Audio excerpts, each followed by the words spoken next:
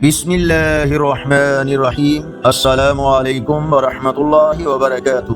On line Quran 93 channel پر خوش آمدید۔ آج کی ویڈیو میں آج کے کیلنڈر کے ساتھ چند اللہ اور اس کے رسول صلی اللہ علیہ وآلہ وسلم کے فرامین، لیکن آگے بڑھنے سے پہلے نیکی کی دعوت کا حصہ بنیں۔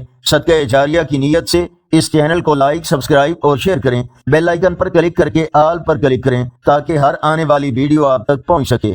اللہ تعالیٰ نے ارشاد فرمایا، اور جو کوئی اللہ سے ڈرے گا اللہ اس کے لیے مشکل سے نکلنے کا کوئی راستہ پیدا کر دے گا۔ رسول اللہ صلی اللہ علیہ وآلہ وسلم نے ارشاد فرمایا، اچھی بات منہ سے نکالنا بھی ایک صدقہ ہے۔ نبی کریم صلی اللہ علیہ وآلہ وسلم نے ارشاد فرمایا، غنی ہونا کثرت مال سے نہیں بلکہ غنی ہونا دل کا غنی یعنی بے نیاز ہونا ہے۔ رسول اللہ صلی اللہ علیہ وآلہ وسلم نے ارشاد فرمایا، جو شخص حج کا ارادہ رکھتا ہو اسے چاہیے کہ جلدی کرے، کیونکہ ممکن ہے کہ آدمی بیمار ہو جائے یا اس کی سواری گم ہو جائے یا کوئی اور ضرورت پیش آئے۔